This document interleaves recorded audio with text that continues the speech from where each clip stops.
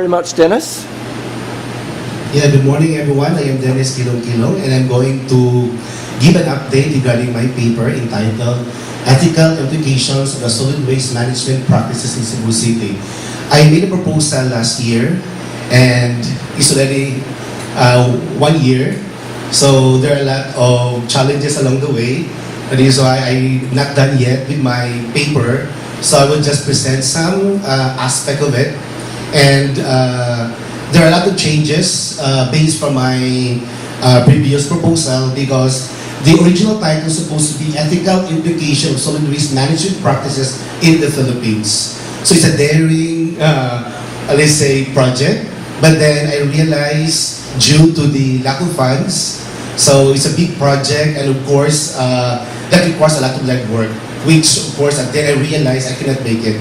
So of course, together with my advisor, I asked for advice, and of course, he gave me a viable option to focus on Cebu City. So in fact, still in solid waste management, it's still a challenging task because Cebu City alone has 80 barangays, and for example, in Tisa, in my barangay, we have 42 cities, still a big environment. Okay? But then, no one can really limit me to really conduct the study. No? So I'll make a progress report regarding my paper.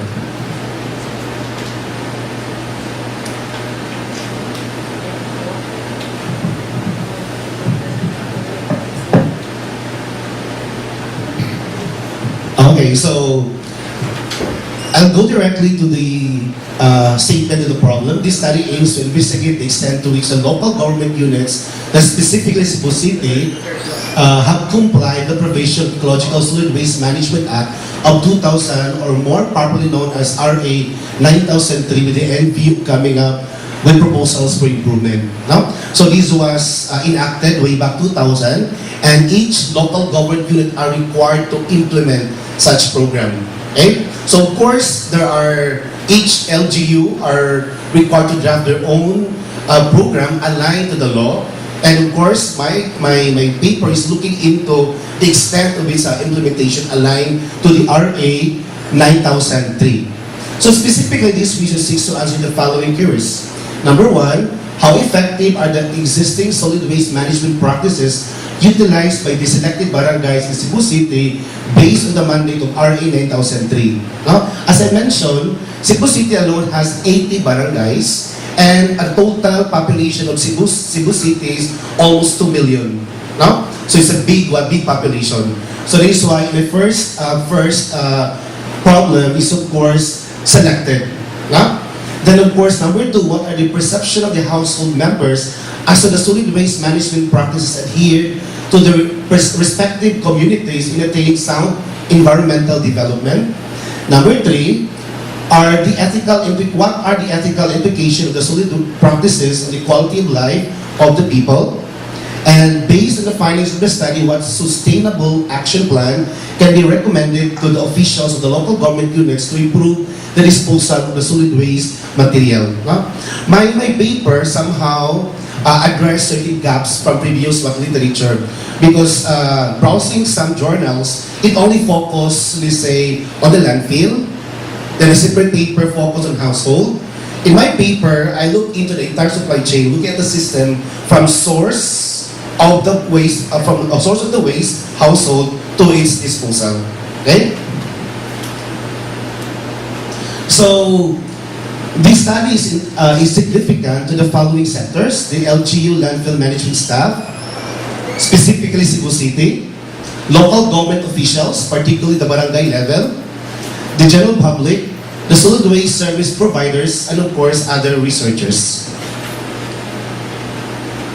So, the research method, I employed the descriptive method with the use of survey questionnaire as my primary source of data, making use also interview as well as focus group to serve as secondary and somehow validate also certain aspect of my data gathering. So the respondents are the following: the LGU landfill management, personnel, and staff. To this we present the city government, the city hall, because they're the one who manage the landfill, of course the local barangay units, and of course the household. Okay? So, as for the household members, only one individual from each family was asked to respond. So, my respondents is limited because this is just in progress, and I'm focusing on one barangay, it's Tisa. No? And from that perspective, from the barangay level, we have here 5, and of course selected household 10. In my presentation later on, so far, I did not delve into the LGU landfill that is in Ayawan. No? So, still a challenge, no? On my part to deal on the barangay level yet, as well as the household. So later on, looking into what are the findings on the barangay and household, I need to validate that one also later in that landfill, that disposal aspect later on. So, the study utilized researcher-made questionnaire as the main instrument of data collection, as I mentioned a while ago, and of course, interview and focus group serve as secondary to validate. No? In the case I made in TISA, I had a problem or challenge, I would say, regarding focus group at that time because the respondents are not available at that time as a group.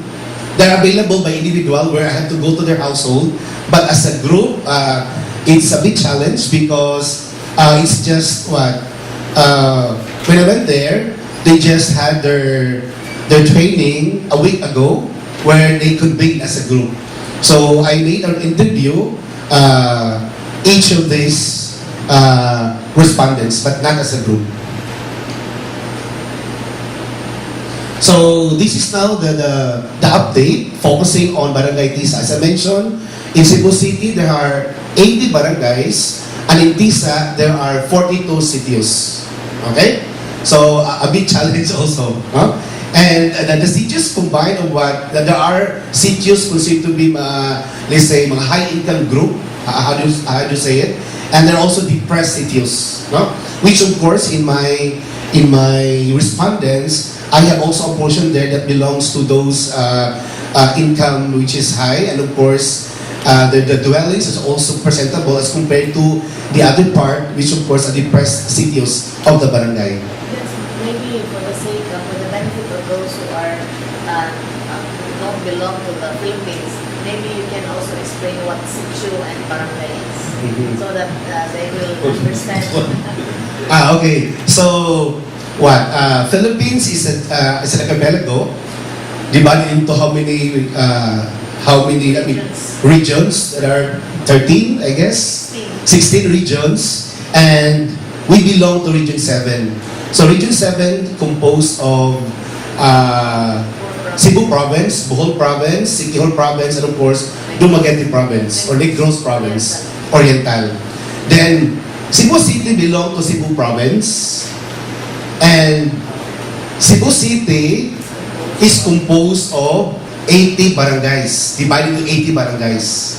And the 80 barangays also divided into sitios or groups, small dwellings. That's sitio. We turn it here sitios. No?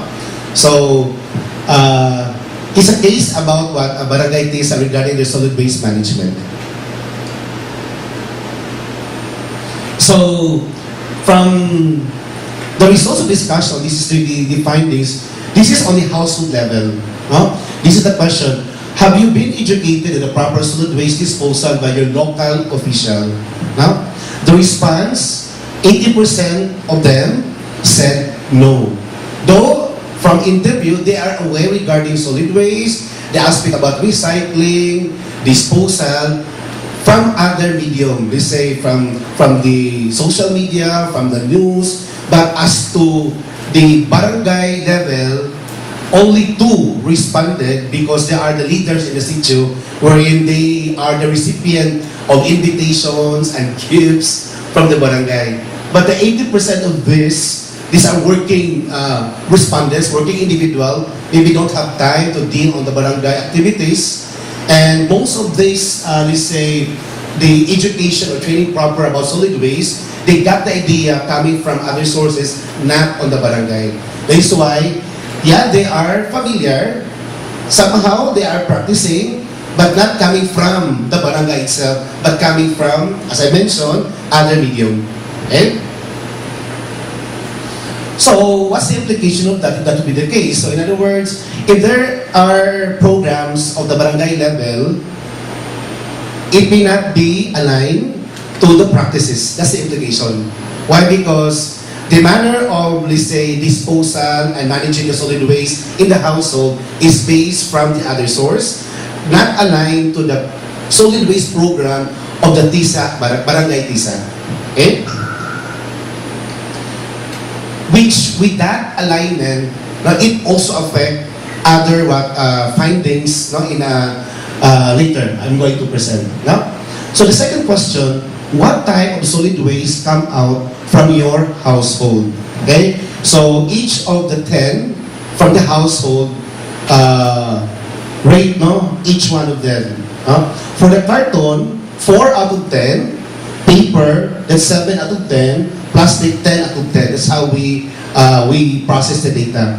So as you can see, the source of waste, the biggest, all of them responded 100%. It's plastic, made of plastic. Second, made of paper. Third is what? Food waste. Okay?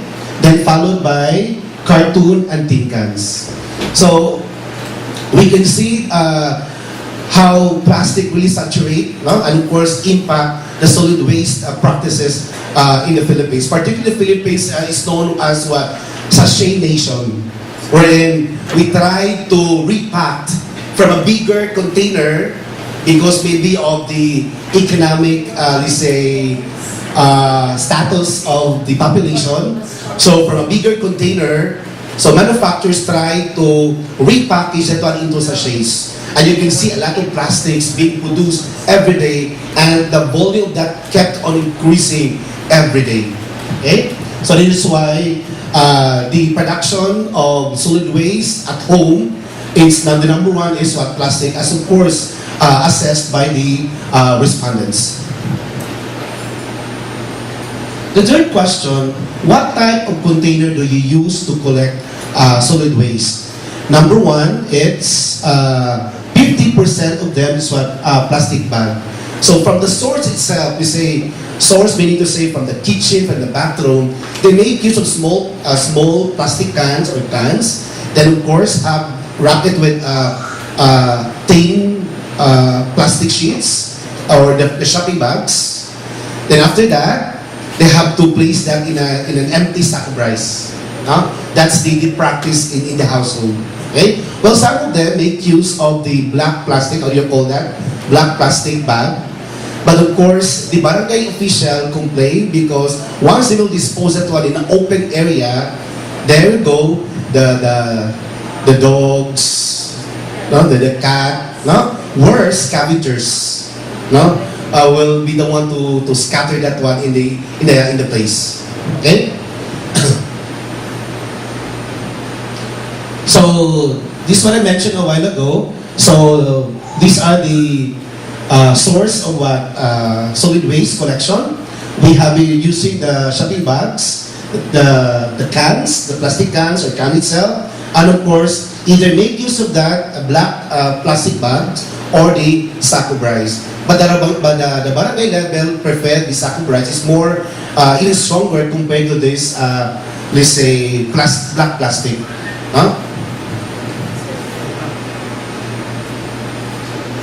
So how often is the waste container empty? So 70% of the respondents, their practice is of course in a day they have to dispose, because beyond that it will stay the environment. And of course, health will be at stake at home. Then there are 2 responded on 2 days. Only 1 responded 3 days. But in most cases, as I mentioned a while ago, from the source, either from the kitchen or from the bathroom, they use the plastic that will be disposed once a day. And after that, there's a sack of rice placed outside the home. So they're going to place that one outside and dispose it, the sack of rice, empty sack of rice, once a week. No? That's the practice in the household. So, where do you put away collected waste? Now, di ba? Well, I mentioned this from the source, it's from the kitchen level, the bathroom, after which placed in an empty sack of rice in your backyard. Then after which, placed where? Public bin, garbage truck. What is unfortunate here, because Barangay Tisa did not have, or don't have, public bin. No? They only have garbage truck. And you know, garbage truck is highly mobile, so you need to beat the schedule so that you can dispose it properly. If not, that is now the reason 90% responded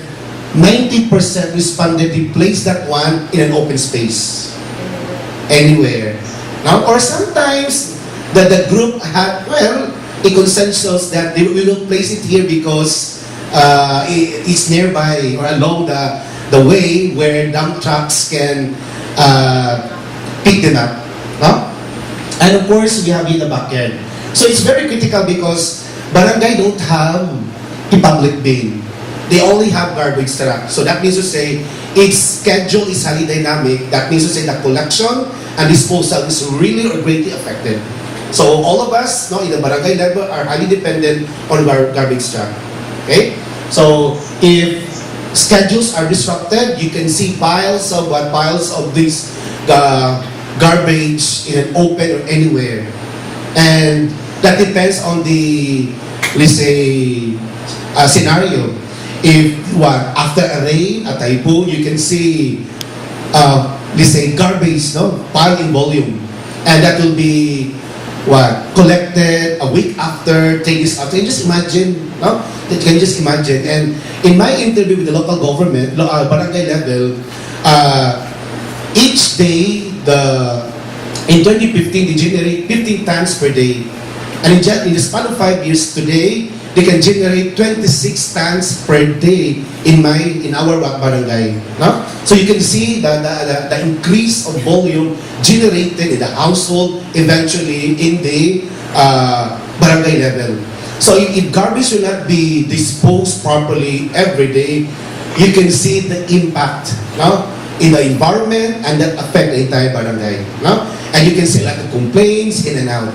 No? So it greatly affects, the implication greatly affect health, and of course the practice of, because they have no choice. They have to live that way because aside that the schedule is highly dynamic, they also have work. They have no choice. Okay? So are public bins provided near your home? Obviously, all of the respondents assessed no. It's not what? It's not provided.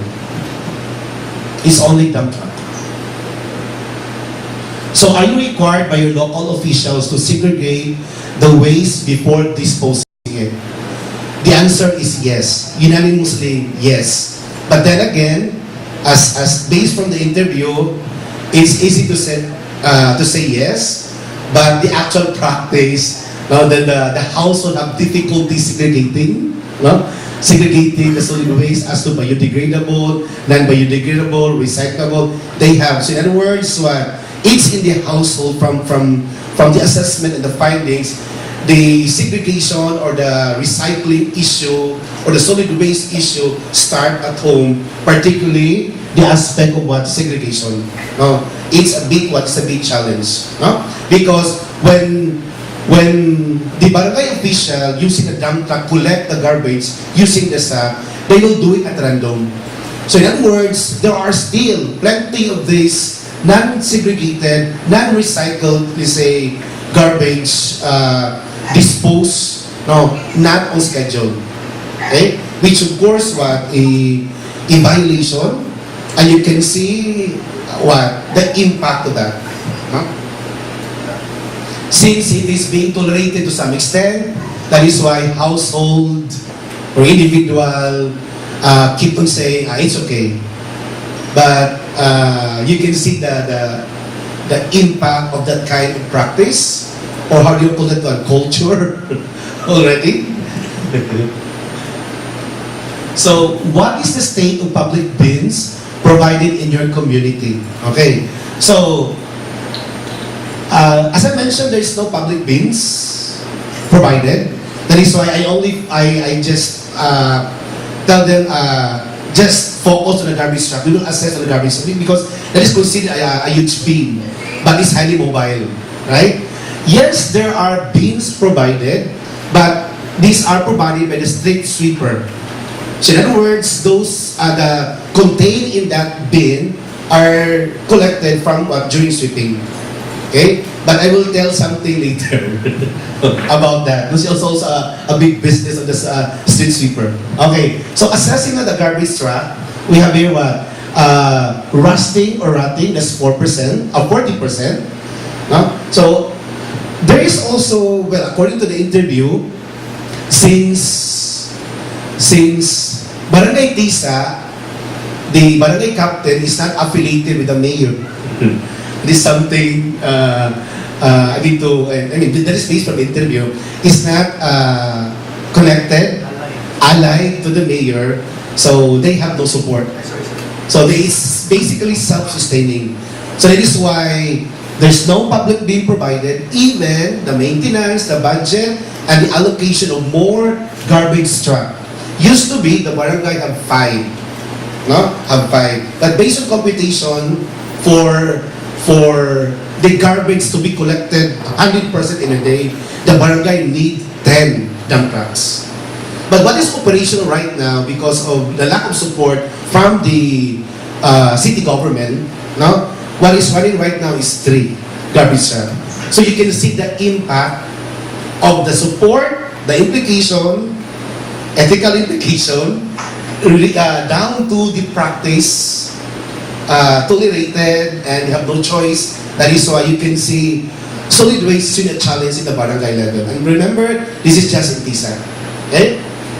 So you can see also inadequate in size. The garbage truck available can only handle 3 tons of garbage. And since there are 3, so it's 9. And the frequency every day, it's twice. Twice in the sense that it's also a big challenge to dispose it to the landfill because of the heavy traffic. And of course, there's a long queue at the landfill. Why? Because it's not only Barangay Tisa that will dump the garbage, but there are also, remember, 80 barangays now dumping, and they will have a queue. So more or less dumping, it requires 6 to 10 hours every day. That is why the frequency of, let's say, dumping and of course collection really suffer and also impact the barangay, then later on to the household level. Okay? So, are you doing waste recycling? Majority said no, and only 4 said yes. No? So it's a bit alarming. And when I asked the household, they said, yes, we are recycling, but it's really practical. Every day you recycle. No? There's also a big gap now between the recycle, according to them. There is one respondent said there is a challenge between recycling and the producing of this plastic. Meaning to say, the promotion of recycling, you can say, is really what, let's say, promoted well by the government. No? But there is a hidden part of it. The aspect of producing plastic and all of these sources that again increasing over time. That is why there is an imbalance between recycling, reuse, and of course production. And no matter how you recycle, the amount of garbage or the amount of source of plastic, the source of garbage later on, again, impact the way we produce waste in the household. So how do you rate the waste collection process in your community? How do you rate the waste collection process in your community? So, 6 out of 10 rate it what? 4. Because again, in fairness, the barangay Tisa done its best to collect. But then because of the limited, let's say, the availability and limited number of garbage truck that will collect.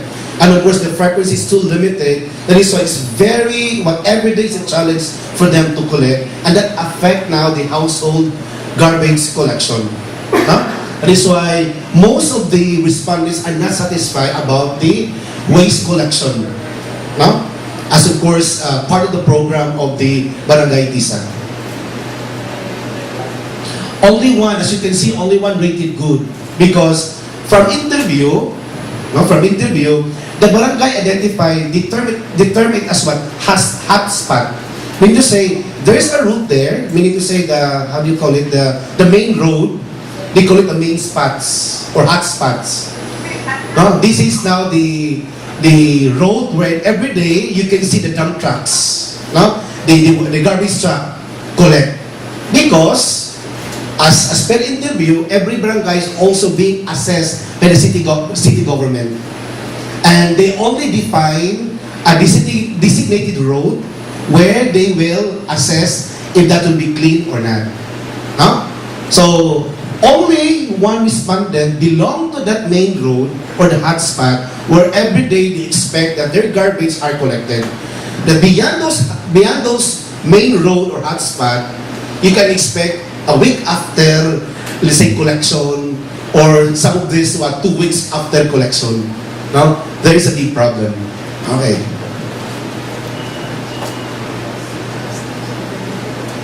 So, those are the results from the household level. Now, showing you some pictures regarding the practices. Okay. This is, again, part of the barangay level. We call this one the street sweeper. Okay. So, as you can see, I asked one of this, a sweeper, their salary is what? 5,000 per month. They receive 5,000 per month. But then, from interview, we receive 5,000, but still we are satisfied because we are still allowed to collect. What do you mean by collect? So, in fact, okay, this is, so meaning to say, garbage is also a lucrative business. Since the household is desperate enough to dispose their garbage every day, they ask help from the street sweeper to collect their garbage with a fee. And just imagine, with a fee. For one sack of rice, or for one sack of empty, how do you call it? For one empty, right? Not sack of rice, empty, full of garbage, that is 20 pesos. And let's say, for example, you generate it on every week, 2 or 3 of that, so they have what? For every household, 60. And they serve how many households? So it's a lucrative business. So that is also it poses some ethical challenge there. I don't know if that is tolerated from the barangay level or they have no choice. That is why they tolerate. They're supposed to what? Supposed to clean the street, but they have other sidelines to collect every household. Because everyone is so busy, they have no time for it, so they ask this street sweeper. Okay? So you can see that empty sack rice and then they place the garbage there. Okay, so you can see the bin. This is what I mentioned a while ago. So the bin is supposed to contain the garbage when they sweep. But it will be full maybe within a minute or an hour because they will collect garbage from the household instead of sweeping. So they prioritize the income first before they will. So that's based from what? From the interview coming from this, they have to earn a living beyond the 5,000 every day. And it's again, everyday struggle for them.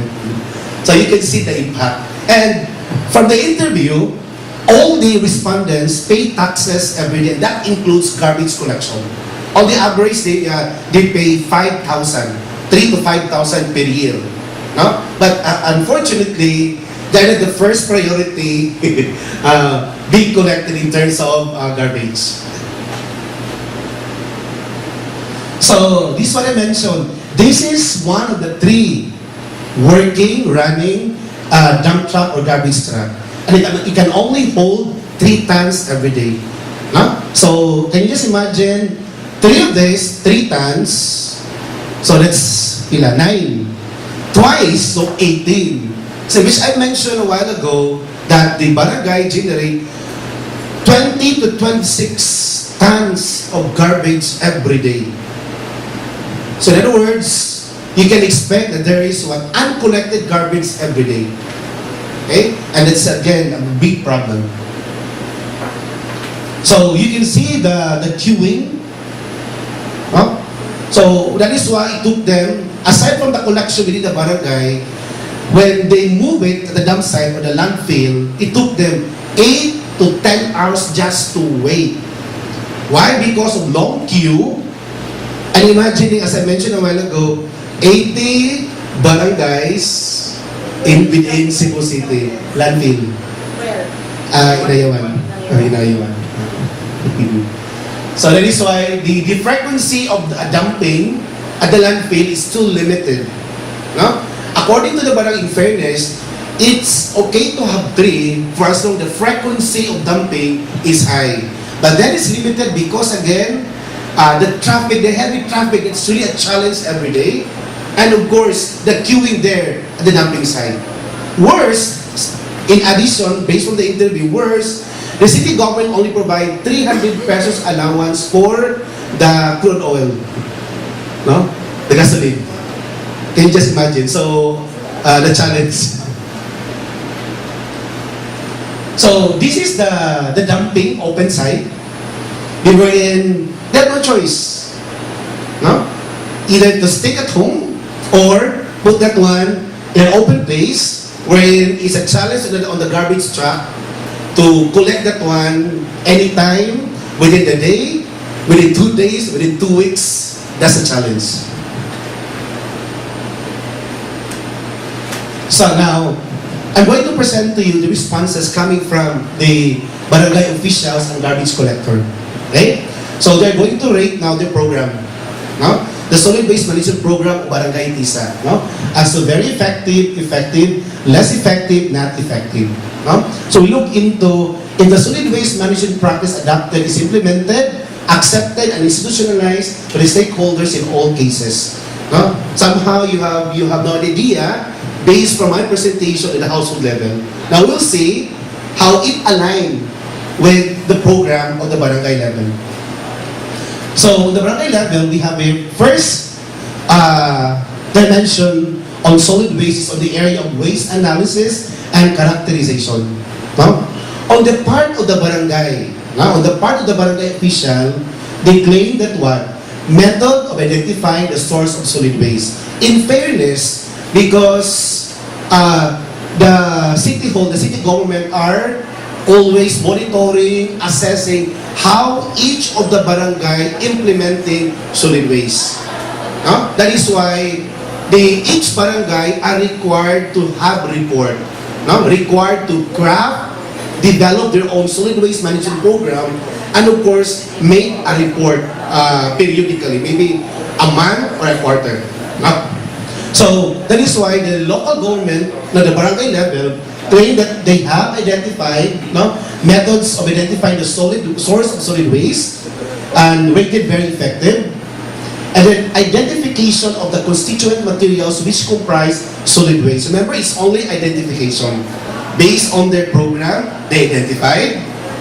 And then, of course, identification of materials based on their program. Okay. Weighing of the collected waste, solid waste, it is weighed. Now, as I mentioned, it is estimated that for each garbage truck, it's 3 tons. And once before it will be dumped in the landfill, that will be reweighed again. Now, so that is rated very effective. Sorting of solid waste as biodegradable, non-biodegradable, residual, and of course special. This is a big challenge for them because yes, they are at the program, but then no matter how they implement, but the household level is a big challenge. Now, only few of them really segregate, recycle, but they have it in their program. Okay? Then of course, statistical method to be used in the analysis. So this is the effect of their training, wherein the barangay officials are trained to do some data analysis as required. What is unfortunate during my interview, they don't know how to analyze. In other words, it's just a bit numbers. But as to how to use the result of that in improving the program, that they cannot relate. I mean, I pursued the interview only to find out the one in charge of that solid waste in the barangay is again an ally to the barangay captain, happens to be a high school graduate. No? So when it comes to developing a program, improving it, that remains for her, according to her, a big challenge. No? That is why he can only understand simple statistics based from the training, but as to analyzing, using the result, that she doesn't know. Okay? So handling and disposal of all waste used in the analysis also rated effective. So another dimension is on the waste collection and as well as transfer. Now, as you can see, this is now they have a program, as I mentioned, in barangay level, but comparing it and how they implement the collection, this is their assessment. Provision of designated containers receptacle for solid waste in selected collection points, the barangay admitted that they didn't provide only dump trap or garbage trap. That is why it's rated not effective. Okay? Collection and scheduling of segregated waste for transport, according to barangay official, very effective. Yes, there is a schedule, but it's highly dynamic. Meaning to say, the schedule may change anytime depending on the situation. For example, if there is a heavy rain, wherein in some situs there's heavy flood. After that, there are tons of garbage. So the collection of garbage will be directed on that situ, suffering from that after the flood, which of course leaving other areas not collected. Okay, so according to very effective, but so then looking to the waste collection transfer, all in all, rated as what? Effective. Waste processing and recovery, then they accept that the barangay don't have a materials recovery facility. Okay, that is why rated less effective. Well, to some extent, there are a sense of practice, meaning to say yes, they have training, they have recycling, but in totality, when it comes to material recovery facility, they don't have. Okay. For the disposal, overall rated as what? 3.1, that is what? Effective. But of course, the highest is on the dumping of solid waste into the landfill. So the practice of dumping is quite appreciated. But neglecting the challenge wherein what? The frequency and of course the traffic and any other challenges that again separated from the assessment. So, in my conclusion, in the light of the findings of the study, the researcher concludes that the existing solid waste management system of the barangay TISA in Cebu City needs improvement, specifically in the area of waste processing and recovery. Although other dimensions rated in general and based on the factor average as effective, but then there are other items that are so critical in the entire program which affect not only the barangay, that also include the household level. So in addition, no matter how the government implements the Republic Act 9003 or the so-called ecological solid waste management, but the lack of appropriate collection system, deficient technical expertise, and so insufficient financial resources will challenge the ethical standard of the individual and the system. These difficulties will eventually lead to waste mismanagement, posing threats to environment and human health if unsolved. So this is the progress report, and this is just for one barangay. Again, it's a big challenge to look for other, to replicate other case, and eventually collect all the data, and that will be my dissertation eventually. Thank you and good morning. Thank you very much. Thank you. Does somebody have a question for Dennis? Yes, Gwendolyn, please. You presented pictures there of the street cleaners.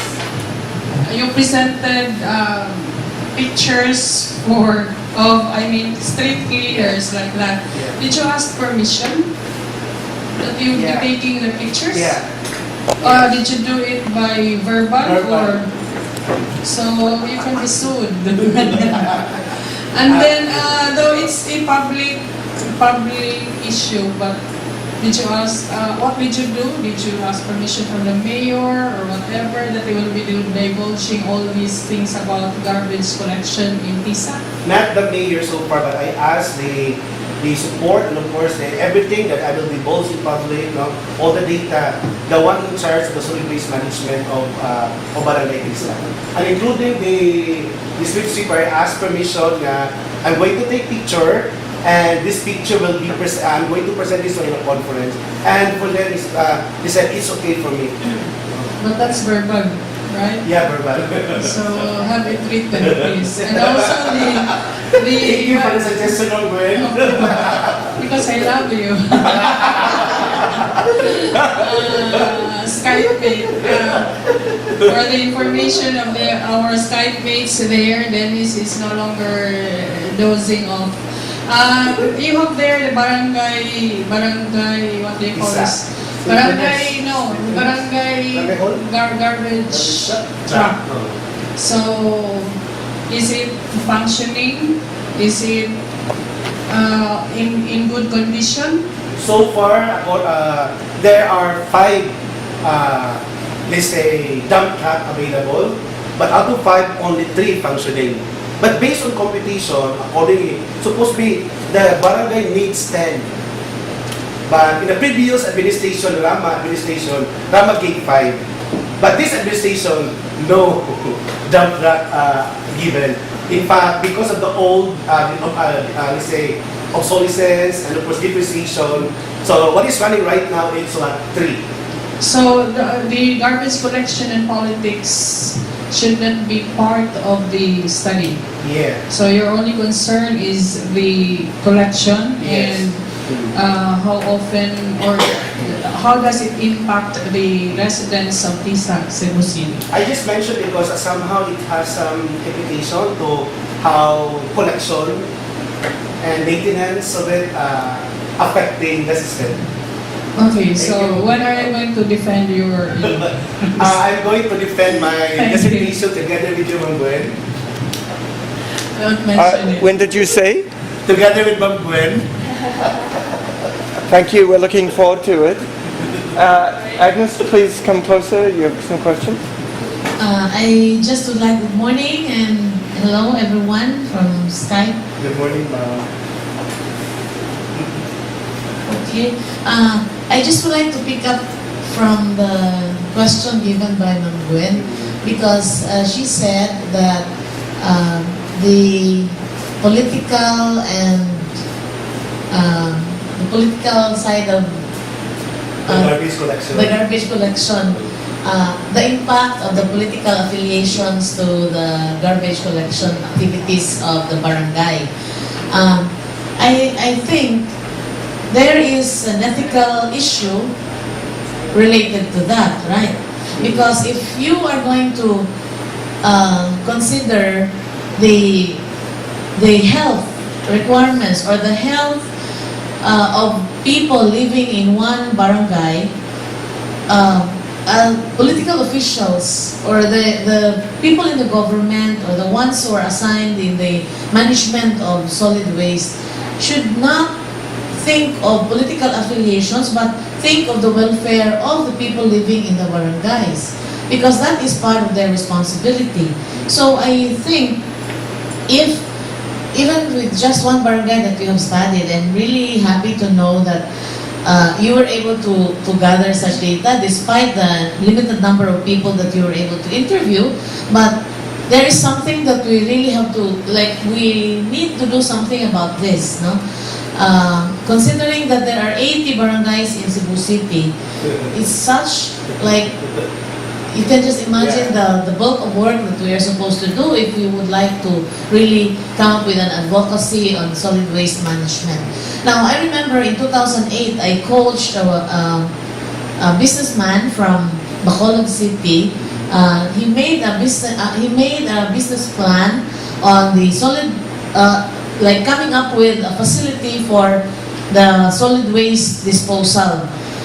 it actually won the challenge of the business plan challenge in Netherlands. No, the one that I coached has to submit and go to Netherlands to defend, no, the facility that he wanted to offer, and it was intended for the whole Philippines, but unfortunately it was only Makati City who decided to buy the facility. And if you're going to look at that part of the solution to the problem, that could have been a very good solution, because the facility, although it would require a bigger space and of course a bigger amount of money, but it could have solved the problem, no, in our country. But I don't know, it's been 10 years and I don't know whether other government officials were able to pick it up, no, I'm not sure if the Makati City facility is also still functioning right now, because it has been 10 years, but they bought the facility, and I think that is because Makati is really a clean city if you're going to visit Makati City. So you will be able to see the impact of the presence of that facility. So I think I even wanted to offer it to the government of Cebu City. Unfortunately, my husband was not for it, because he said, no, never mind. So I said, it was really something, and sometimes there are things that we could not also push, no, if it's something that is also going to affect us. Anyway, thank you, Dennis. I would like to add from Ma'am Gwen, the intention of the paper is supposed to be to deal on the political side of it, but in fact, in several literature reviews, there was no mention about politics. But it was just bloated during the interview. There's some items leading to that some political challenge. Well, of course, challenge the solid waste. We say that politics should not hamper garbage collection or what, but actually in our barangay it does. So as what you said, it's not only in TISA but also in our own barangay. In fact, our collection takes around 1 month and a half. And unfortunately, we are in the center of all catering houses. No? So we have around four residents who are having food business. So imagine the bulk of garbage that we have around us. So it's not only in TISA but also in our own place, Mandaue City. Oh, that will give me some sort of confidence in terms of possible findings. No, collaborated with the observation of Ma'am Gwen. No, and that is something new in the literature, the aspect of politics. I will write about it. Any other questions or comments? Yes? Please use the microphone. Okay. I'm not sure the government has a policy about the waste management. There is a policy, as I mentioned. There is a law, and part of that law, all LGUs all over the country are required to draft their own program aligned to the law on how are they going to how they interpret and draft program, no, based on their limited resources. So in the barangay level, yes, they have their own program, but sad to say, it's just under the program. The challenge is on the implementation. That is why the aspect of sustainability, improvement is really a challenge. But this is also an eye-opener for us to look. This area needs help. No? It may not be the popular or the priority, but it really impacts society. And it's a public health issue as well. Yes, public health issue. Yes, ma'am. Hello, sir. Good morning. I would just like to ask, although the focus of this paper is really on how a certain barangay has, or a certain locality has managed their solid waste, but because people are also involved in the study, like those who throw the waste, those who collect the waste, and those who plan how to It's basically the entire supply chain of the solid waste. Correct. So I would like to know, how is the Belmont report considered in this study? The three aspects on respect for person, the beneficence and justice, because these are important components of ethical consideration. Like Madam was asking earlier, if the people who were taking pictures, especially the street sweepers, do they know about it, or are they aware about it? How were their vulnerability protected, right? Because these people, they do not have much to say in the society because of their social status as street sweepers. So I would like to know how these three very important components of ethical considerations are treated in this study. Thank you. Thank you for that input. Actually, during the picture taking, I have the support because during the interview, all of them are there together with the head. No? So at that time, there was no interview. So in other words, by the time they take picture, they understand they already understood the objective of the study. No? And of course, in fairness, I ask permission. It's okay. Then the moment I take picture, I'm going to use this one. That will be public. But at that point, it's just one verbal. Okay. Probably I was able to ask about this earlier, but I was able to get the answer. So after gaining all these very, very salient results that we have and looking from the findings, there are a lot of problematic areas that you have found out which really needs to be responded immediately. So what are the breakthroughs that you have for this study in particular, and how do you plan to cascade the results, most especially to the very direct recipients who are the residents of the barangay, most especially? If you try to observe from my presentation, as I mentioned from the start, it's a progress, and the presentation is what, of course, the proposal, the results and discussion, and of course, what the conclusion. There was no mention yet about design improvement. There is a plan of cascading there. Yeah, there has to be a design to improve. Then part of which is, of course, how I'm going to siguro conduct public hearing, training. But I need more data, more information to concretize design and development regarding the program. Because this is a multi-sectoral. Yes, and that is really, as I mentioned all the while, I like the topic. In the Philippines, realizing is really a challenge, legwork, because compared to other literature, most of them, in the journal, they make use of secondary or data mining. So from the report of the government. But in this case, report of the government are just secondary, but the primary really from the grassroots itself. And that's really a challenge on my side. That is why I have to realize, with the lack or no funding, from the Philippines, welcome Cebu City. But even though it's in Cebu City, imagine 80 barangays, and in TISA, 42 sitios, my goodness, it's really a challenge. Maybe you can submit your proposal to the UST or any government agency assigned to because this is something that could really affect the health of people, right? So there must be a government agency assigned to look into this. And if we are, like for example, you are going to work on the study, no, the study of the whole country, for example, if it covers the whole country, then maybe the government has to spend for it. So you can submit, you just try submitting your proposal in the OST, or it's just a grant in aid program under the OST or under CHED, because they have programs now that even PCHRD, because PCHRD takes care of the health problems of the country.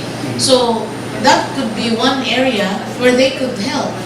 No, so it's good that somebody is already interested in it, diba? I have been very interested in it way back in 2008 because of that facility, but my husband said it might, or people might think that because you are selling, like you will be part of the one work on that facility, they might be thinking that I will be earning money from it, so rather not work on it. Thank you. Thank you for your input, and that will be noted. You want to add something? I wonder if there is some kind of incinerator plant or whatever for waste management, similar. Because I am from Iligan City, and one of our worst problems there is solid waste management. In fact, during the Typhoon Sendong, the high-risk barangay of Santiago, which is the dumping site of garbage, had many casualties because of waste, garbage waste. And there are material waste recovery systems in our places, but only a few. And then our government made an incinerator plant in Bunbunon, but the public did not want it, and so it was closed, something like that. So those are some of our problems there. I wonder if... I remember way back elementary, we have incinerator every school. But later on realized, based on research, that incinerator, the impact of that is, so, again, hazardous to health. No? Because from burning it, translate into how it affects contaminated air. No? And the combination of these chemicals, again, further even toxic than the usual one. That is why part of the solid waste management, incinerator is really banned. Okay, well, thank you very much. You have another? And now we in charge Where's the mic? in the landfill represented by landfill to dump the solid waste. Need to have somebody sort the kind of the waste or As you can see in my presentation, so far I didn't deal deeper into the practice of landfill after I had to know all other barangays. But I was able to see only on that part. I did not dare to again dig into that area, but on the other outer part of the Inaya one, just to see that the low qubit. But I realized that I need to establish first baseline data from all other barangay before I dig deeper into, again, issues in the landfill, how they dispose it. Before you dig into the landfill. But in fact, it's part of a solution. If we have a recycling of the solid waste, we can regain some of the finances. And so that's can stimulate the economics of solid waste management. Thank you very much to Dennis for his excellent update. Thank you.